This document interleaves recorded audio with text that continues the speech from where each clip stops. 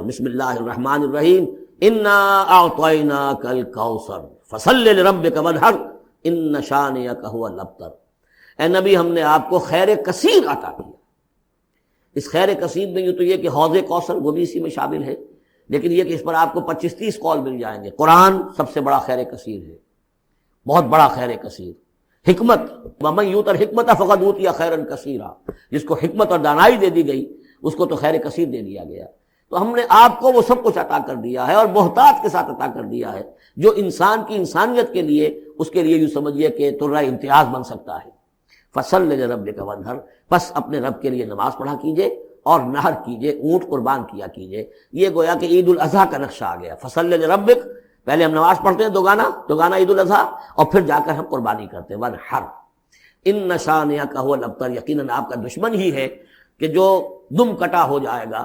اس کا پس منظر یہ ہے کہ جب حضور کے ایک صاحبزادے بچپنی میں فوت ہو گئے تو کچھ جو کفار تھے مکے کے، انہوں نے بڑی خوشیاں منائیں کہ ایک ہی بیٹا تھا، باقی تو ان کی بیٹیاں ہیں۔ آپ کو معلوم ہے کہ 4 بیٹیاں تھیں حضور کی صلی اللہ علیہ وسلم، لیکن یہ کہ بیٹا جو تھا وہ ایک ہی تھا، وہ اللہ نے اٹھا لیا، تو بڑے خوشیاں منائی گئیں کہ یہ تو اب دم کٹا جیسے ہوتا ہے جس کا کوئی پیچھے نام نہ رہ جائے۔ بیٹیوں سے تو نام چلتا نہیں، نام تو چلتا ہے بیٹوں سے، تو اب ان کا تو کوئی تذکرہ ہی نہیں رہے گا۔ کوئی بات نہیں، جب تک یہ ہیں آگے کوئی نام لینے والا نہیں۔ تو فرمایا کہ نہیں، ان کو تو کروڑوں بیٹے اللہ عطا کرے گا، کروڑوں اربوں بیٹے عطا کرے گا۔ ہاں اے نبی، آپ کا دشمن ضرور ہے کہ جس کا نام لیوا کوئی نہیں رہے گا۔ قرآن مجید کی سورتوں کی سردار کون سی سورت ہے؟ سورۃ الاخلاص، اس لیے کہ اس کو حضور نے ثلث قرآن کے مساوی قرار دیا، 1/3 قرآن کے برابر۔ 4 آیتیں ہیں لیکن 1/3 قرآن کے مساوی۔ اس کی وجہ کیا ہے؟ کہ اسلام کی جڑ بنیاد ہے توحید، لیکن یہ کہ اس توحید کا جامع ترین بیان سورۃ الاخلاص میں، تو گویا کہ یہ جڑ ہے، اس پہلو سے اہم ترین سورت ہے۔ آج جو مجھے موضوع دیا گیا ہے اس کے لیے میں نے سورہ اعراف کی آیت نمبر 157 کا آخری ٹکڑا جو ہے وہ آپ کو سنایا ہے۔ اس کا ایک پس منظر ہے، وہ جان لیجیے۔ آپ کو معلوم ہے کہ جب حضرت موسیٰ بنی اسرائیل کو لے کر مصر سے نکلے ہیں، اس کے بعد مرحلہ آیا کہ اللہ تعالیٰ نے حضرت موسیٰ کو کوہ طور پر طلب فرمایا تورات عطا کرنے کے لیے۔ ان کی غیر حاضری میں ایک فتنہ کھڑا ہوا، اور کچھ لوگوں نے ایک بچڑا بنا کر اس کی پرستش شروع کر دی بنی اسرائیل میں سے، سامری کا بنایا ہوا بچڑا۔ جب حضرت موسیٰ واپس آئے، انہوں نے یہ دیکھا تو بہت غضبناک ہوئے، اور پھر اللہ تعالیٰ کے حکم سے فیصلہ ہوا کہ 12 قبیلوں میں سے جن لوگوں نے بھی یہ شرک کیا ہے ان کو انہی قبیلوں کے لوگ خود قتل کریں۔ کئی ہزار اسرائیلی قتل ہوئے۔ یہ بہت بڑا یوں سمجھیے کہ پرج ہوا ہے اس قوم کے اندر۔ اس کے بعد پھر مزید اللہ تعالیٰ کی خدمت میں استغفار کے لیے حضرت موسیٰ علیہ السلام اپنے 70 بڑے بڑے سردار جو تھے 12 قبیلوں کے، ان کو لے کر حاضر ہوئے۔ وہاں انہوں نے استغفار کیا اور ایک دعا کی، پروردگار وَاكْتُبْ لَنَا حَسَنَةً فِي الدُّنْيَا وَالْآخِرَةِ، ہمارے لیے نیکی کا اندراج کر دے، دنیا میں بھی آخرت میں بھی۔ جواب ملا اللہ تعالیٰ کی طرف سے، دیکھو عذاب تو میں جس کو چاہوں گا دوں گا، اور ویسے میری رحمت ہر شے کے ساتھ موجود ہے، ہر شے کا وجود میری رحمت سے ہے، لیکن ایک میری خاص رحمت ہے جو میں لکھ رکھوں گا ان لوگوں کے لیے جو میرے نبی امی آخری رسول ان پر ایمان لائیں گے صلی اللہ علیہ وسلم۔ وہ جب آئیں گے اور وہ نیکی کا حکم دیں گے، بدی سے روکیں گے، پاکیزہ چیزوں کو حلال قرار دیں گے، ناپاک چیزوں کو حرام قرار دیں گے، نوع انسانی کے اوپر جو بوجھ تھے جو اس وقت ہوں گے ان کو اتاریں گے۔ وہ جب آئیں گے تو جو لوگ فالذین آمنوا بہ نمبر 1، وعزروہ نمبر 2، ونصروہ نمبر 3، واتبعوا النور الذی انزل معہ اولئک هم المفلحون، جو لوگ ان پر ایمان لائیں گے، ان کی تعظیم اور توقیر کریں گے، ان کی مدد کریں گے، اور جو نور ان کے ساتھ نازل کیا جائے گا یعنی قرآن، اس کی پیروی کریں گے، وہ ہوں گے جو فلاح پانے والے ہوں گے، میری خصوصی رحمت سے حصہ ان کو ملے گا۔ اب یہاں پہلے تو دعا کر لیجیے، اللہم ربنا اجعلنا منہم، اے اللہ ہم سب کو ان میں شامل فرما دے۔ جو تیرے نبی کے ساتھ تعلق کی ان 4 بنیادوں کی شرائط کو پورا کر سکے، تقاضوں کو پورا کر سکے۔ اب ذرا ان میں سے ایک ایک کو لیجیے۔ ایمان جانی پہچانی چیز ہے، ایمان جسے کہتے ہیں، اس کی تشریح میں جانے کی ضرورت نہیں، وقت بھی محدود ہے، لیکن ایک بات سمجھنے کی ہے بہت ضروری۔ ایمان کے 2 لیول ہیں۔ ایک قانونی ایمان ہے جس کی بنا پر ہم ایک دوسرے کو مسلمان سمجھتے ہیں، اس کا تعلق اقرار باللسان کے ساتھ ہے، زبان سے کہنا اشہد ان لا الہ الا اللہ وحدہ لا شریک لہ واشہد ان سیدنا و مولانا محمد عبدہ و رسولہ۔ کوئی ہندو تھا، سکھ تھا، پارسی تھا، عیسائی تھا، یہ کلمہ کہے اور اسلام میں آ گیا۔ لیکن یہ زبانی کلامی ایمان جو ہے یہ انسان کی سیرت و کردار پر اثر انداز نہیں ہو سکتا۔ یہی وجہ ہے آج ہم دیکھ رہے ہیں مسلمان ہی جھوٹ بھی بول رہا ہے، مسلمان ہی بے ایمانی بھی کر رہا ہے، مسلمان ہی خیانت بھی کر رہا ہے، مسلمانوں کے لیڈر بلینز کی خیانت کر رہے ہیں۔ یہ کون ہے؟ سب مسلمان ہیں۔ وہ اس کی وجہ کیا ہے کہ ہم صرف قانونی مسلمان ہیں اور ہمارا ایمان قانونی ایمان ہے۔ اس کے لیے اسلام کا لفظ قرآن میں آیا ہے سورہ حجرات میں، قالت الاعراب آمنا قل لم تؤمنوا ولکن قولوا اسلمنا۔ اے نبی، یہ بدو کہہ رہے ہیں ہم ایمان لے آئے، ان سے فرما دیجئے تم ہرگز ایمان نہیں لائے ہو، یوں کہو کہ ہم مسلمان ہو گئے ہیں۔ ولما يدخل الايمان في قلوبكم، ابھی تک ایمان تمہارے دلوں میں داخل نہیں ہوا۔ بہرحال اللہ کا شکر ہے اس نے ہمیں مسلمانوں میں پیدا کر دیا، ورنہ ہم میں سے کتنے ہوتے اگر کہیں اور پیدا ہو گئے ہوتے تو نعمت اسلام سے بھی ہم بہرہور ہو سکتے، کیا کہہ سکتے۔ اصل ایمان ہے جب وہ دل میں داخل ہو جائے، یقین بن جائے۔ اسی لیے بچپن میں یاد کیا ہوگا ایمان مجمل، آمنت باللہ کما ہوا باسمائہ و صفاتہ وقبلت جمیع احکامہ اقرار باللسان و تصدیق بالقلب۔ جب تصدیق بالقلب ہوگی تو اب اس کے تقاضے جو ہیں عملی پیدا ہوں گے۔ ان تقاضوں میں سے ایک میں 2 حدیثوں کے حوالے سے آپ کے سامنے رکھ رہا ہوں۔ پہلی حدیث حضرت عبداللہ بن عمرو بن العاص رضی اللہ تعالی عنہما سے مروی ہے، لا یؤمن احدکم حتی یکون ہواہ تبعا لما جئت بہ۔ دیکھو تم میں سے کوئی شخص مومن نہیں ہو سکتا جب تک کہ اس کی خواہش نفس تابع نہ ہو جائے اس شریعت کے، اس قانون کے، اس ہدایت کے جو میں لے کر آیا ہوں۔ اگر عملاً تابع نہیں ہوئے تو حقیقتاً مومن نہیں ہو۔ دل میں جھانکو، do I really believe that Muhammad is the prophet of Allah? Do I really believe that Quran is the word of God? کبھی جھانکیے گا اندر، جواب ملے گا صحیح آپ کو۔ کیا کنوکشن ہے؟ کنوکشن ہو اور پھر حضور کی پیروی نہ ہو، حضور کے احکام کی پابندی نہ ہو، اللہ کے قوانین کی پابندی نہ ہو، کیسے ممکن ہے؟ حضور تو فرماتے ہیں صلی اللہ علیہ وسلم ایک ایسی بد اخلاقی اور کج خلقی پر صرف اسے کوئی گناہ کبیرہ بھی نہیں کہیں گے۔ فرمایا ایک مرتبہ واللہ لا یؤمن واللہ لا یؤمن واللہ لا یؤمن، خدا کی قسم فلاں شخص مومن نہیں ہے، خدا کی قسم فلاں شخص مومن نہیں ہے، خدا کی قسم فلاں شخص مومن نہیں ہے۔ صحابہ کانپ گئے، کون بدبخت ہے جس کے بارے میں فرمایا جا رہا؟ پوچھا گیا من یا رسول اللہ؟ جواب سنیے اور اپنے غریبانوں میں جھانکیے۔ وہ شخص الذی لا یامن جارہ بوائقہ، وہ شخص جس کی شرارتوں کی وجہ سے اس کا پڑوسی چین میں نہیں ہے، امن میں نہیں ہے، وہ مومن نہیں ہے، خدا کی قسم نہیں ہے، خدا کی قسم نہیں ہے۔ کیسے علیحدہ کر لیں گے اس ایمان کو اعمال سے اور ایمان کو اخلاق سے؟ آگے چلیے، وہ جو حدیث حضرت ابو ہریرہ سے، اور یہ متفق علیہ ہے، صرف بخاری کی نہیں ہے، بخاری جمع مسلم۔ لا یؤمن احدکم حتی اکون احب الیہ من والدہ وولدہ والناس اجمعین۔ تم میں سے کوئی شخص مومن نہیں ہو سکتا جب تک کہ میں اسے محبوب تر نہ ہو جاؤں، اپنے باپ سے بھی، اپنے بیٹے سے بھی، اور تمام انسانوں سے۔ جھانک لیجئے دل میں، صورتحال یہ ہے یا نہیں ہے؟ کیوں محبوب ہو جائیں؟ اس لیے کہ آپ کے ذریعے ہدایت ملی ہے، آپ کے ذریعے ہم اللہ سے جڑے ہیں، اور آپ کو معلوم ہے دنیا میں کوئی شاہ ہدایت نہیں، نعمت نہیں ہے جب تک کہ نعمت ہدایت نہ ہو۔ اگر صحت اچھی ہے، ہدایت نہیں ہے تو بدماشیاں کریں گے، کیا کریں گے؟ آپ کو معلوم ہے صحت اچھی جو ہے کدھر جا کے کھپے گی اگر ہدایت نہیں ہے۔ اگر دولت ہے، ہدایت نہیں، کیا کریں؟ گلچھرے اڑائیں گے، عیاشیاں کریں گے، لوگوں پر اپنی دولت کا روب گانٹیں گے۔ اولاد ہے، ہدایت نہیں ہے، یہ اولاد سہان روح بھی بن جائے گی کہیں آپ کے لیے. کوئی شے نعمت نہیں ہے جب تک کہ نعمت ہدایت نہ ہو، اور ہدایت ہمیں ملی محمد الرسول اللہ صلی اللہ علیہ وسلم کے ذریعے. تو آپ سے بڑھ کر محبوب کون ہوگا؟ اس کے ضمن میں ایک بڑا پیارا واقعہ آتا ہے. حضرت عمر سے پوچھتے ہیں حضور ایک مرتبہ، عمر تمہیں مجھ سے کتنی محبت ہے؟ اندازہ کیجیے کہ اس قدر اپنائیت کسی سے ہوتی ہے تب یہ سوال ہوتا ہے. عمر تمہیں مجھ سے کتنی محبت ہے؟ عرض کیا حضور مجھے آپ دنیا کے ہر انسان سے زیادہ محبوب ہیں. فرمایا اور اپنی جان سے؟ ذرا سا توقف کیا، دل میں جھانکا. ہاں حضور اب میں یہ بھی کہتا ہوں کہ میری جان سے بھی زیادہ عزیز ہے مجھے. آپ نے فرمایا الان عمر اب پہنچے ہو جو مقام ہے، اب درکار ہے، جو مطلوب ہے.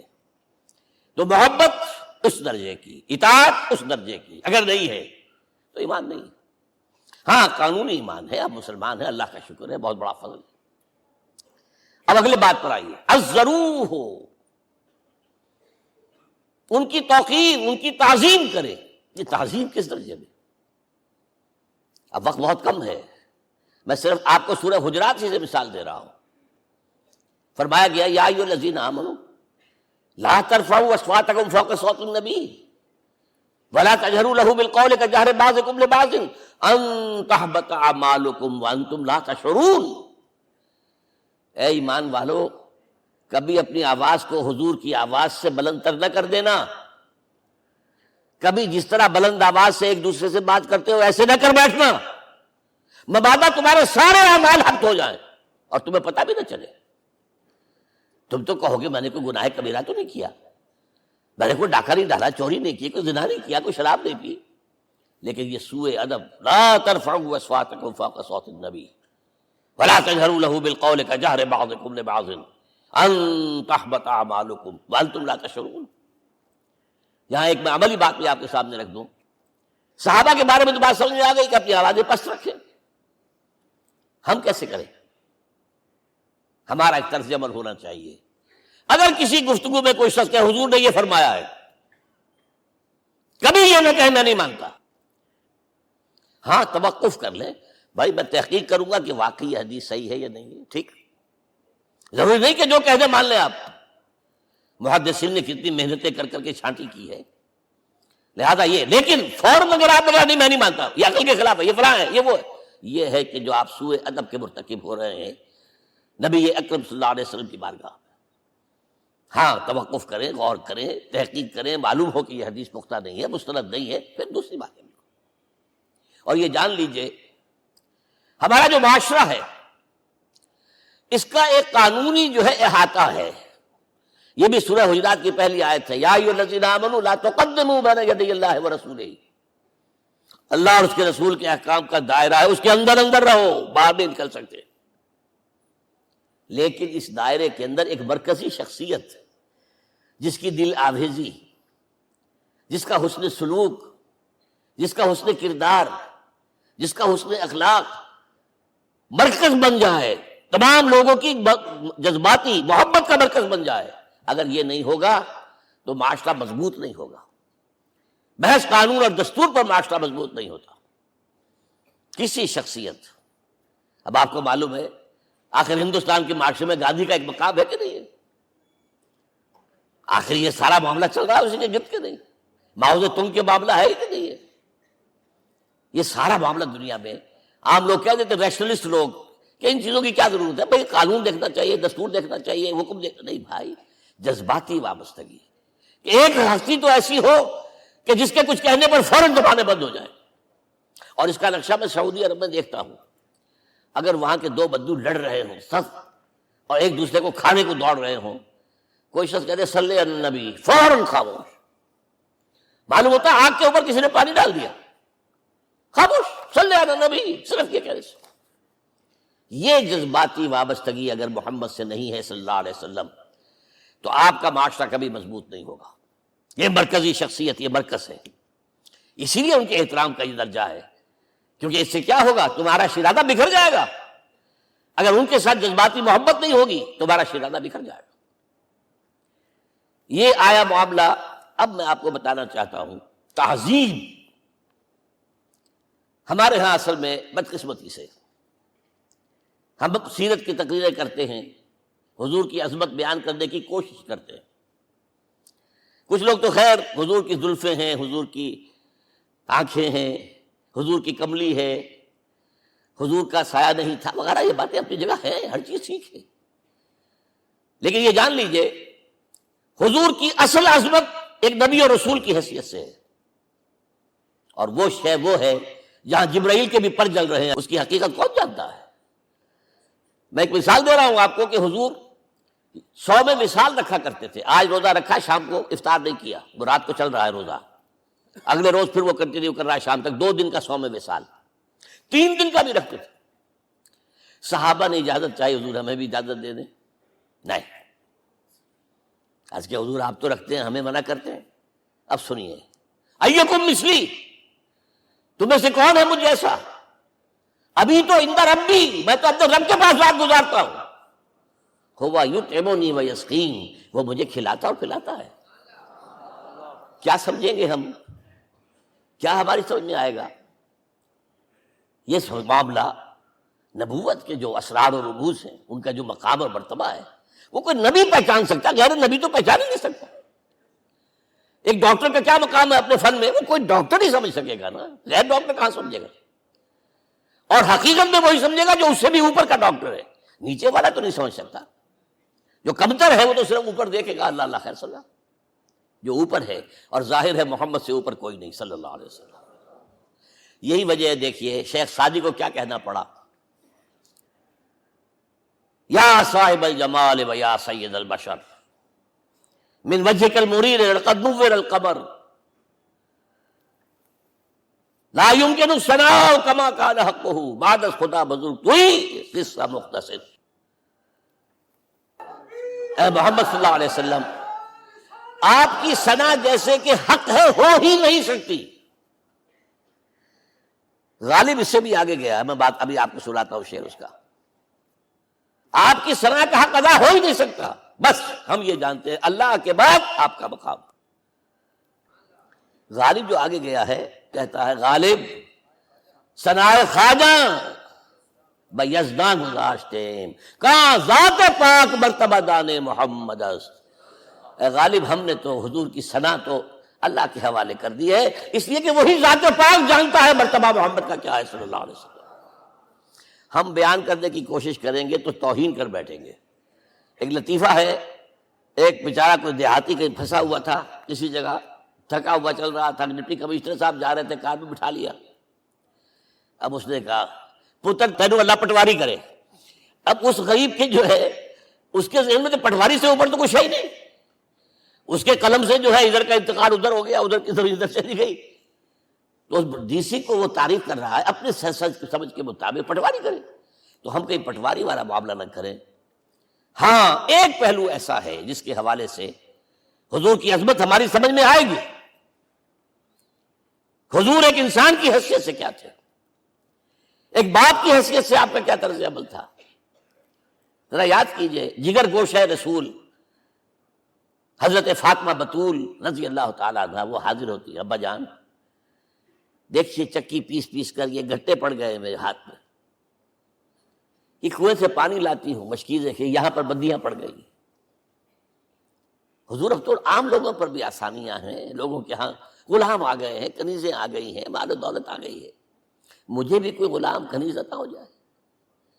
اور آپ کو معلوم ہے یہ لخت جگر نور چشم محمد کی سب سے پیاری بیٹی صلی اللہ علیہ وسلم، کوئی شک نہیں اس میں، فاطمہ کیا بیتی ہوگی حضور کے قلب پر.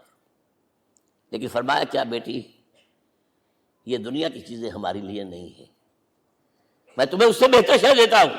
تسبیح فاطمہ ہر نماز کے بعد 33 مرتبہ سبحان اللہ، 33 مرتبہ الحمدللہ، 33 مرتبہ اللہ اکبر کہہ لیا کرو. لیکن سوچ لیجئے دل پر کیا گزری ہوگی صلی اللہ علیہ وسلم. حضرت عائشہ سے پوچھئے، حضرت خدیجہ سے پوچھئے حضور کیسے شوہر تھے.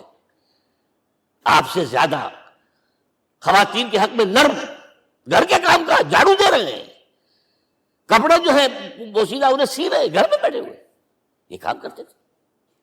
بہرحال ایک بات میں آپ سے عرض کروں، آپ انسان کی جس حیثیت کا بھی ذہن میں تصور کریں گے وہ ساری حیثیتیں محمد میں موجود ہیں صلی اللہ علیہ وسلم. محمد حاکم کی حیثیت سے بھی ہیں، محمد سب سالار کی حیثیت سے بھی ہیں، محمد قاضی القضات بھی ہیں، محمد ہیڈ آف دی اسٹیٹ بھی ہیں، محمد بیویوں والے بھی ہیں، اولاد والے بھی ہیں، محمد 5 وقتہ امام بھی ہیں، جمعہ کے خطیب بھی ہیں، مدرس قرآن بھی ہیں، مربی بھی ہیں، مزکی بھی ہیں، اور ہر میدان میں بلند ترین مقام. کوئی ایسی جامع شخصیت ملے گی؟ ہمارے ہاں تو حال یہ ہے کہ جو خطیب صاحب ہوتے ہیں وہ 5 وقتہ نماز کیسے پڑھا سکتے ہیں؟ ان کا تو اونچا مقام ہے. 5 وقتہ نماز کے لیے تو علیحدہ چاہیے امام آپ کو، اور وہاں بھی ایک امام سینئر ہوگا، وہ عشاء مغرب اور فجر پڑھائے گا، ایک جونیئر ہوگا بیچارہ، وہ جو خاموش نماز ہے وہ پڑھائے گا. 5 وقتہ نماز پڑھا رہے ہیں محمد صلی اللہ علیہ وسلم، اور خطیب بھی وہی ہے، مربی بھی وہی ہے، مزکی بھی وہی ہے. ہمارے ہاں جو لوگ تزکیہ نفس کے میدان میں ہیں وہ پھر جماعت کبھی نہیں کراتے. کبھی نہیں دیکھا ہوگا آپ نے کسی صاحب کو کراتے ہوئے. یہ جامعیت کیوں ہے؟ جامعیت کبریٰ.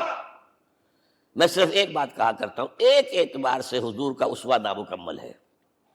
آپ مجھے سوء ادب کا مرتکب نہ قرار دے دیں. اسوہ کیا ہے؟ عورت کے لیے اس کی اپنی نسوانی زندگی کے لیے اسوہ آپ میں نہیں ہے. آخر نصف انسانیت ہے، اسے بھی اسوہ چاہیے. یہ ہے جس کی وجہ سے حضور نے شادیاں کی ہیں زیادہ. خواتین کے لیے اسوہ حضور کے ازواج مطہرات ہیں، اور ان میں سب سے بڑھ کر جو بالکل یوں سمجھیے کہ آغاز کے اندر نوجوانی میں آ گئی ہیں حضور کی خدمت میں، نہایت ذہین و فطین. انہوں نے پھر عورت کی زندگی کے لیے حضور کا جو طرز عمل تھا وہ انہوں نے بیان کیا نا.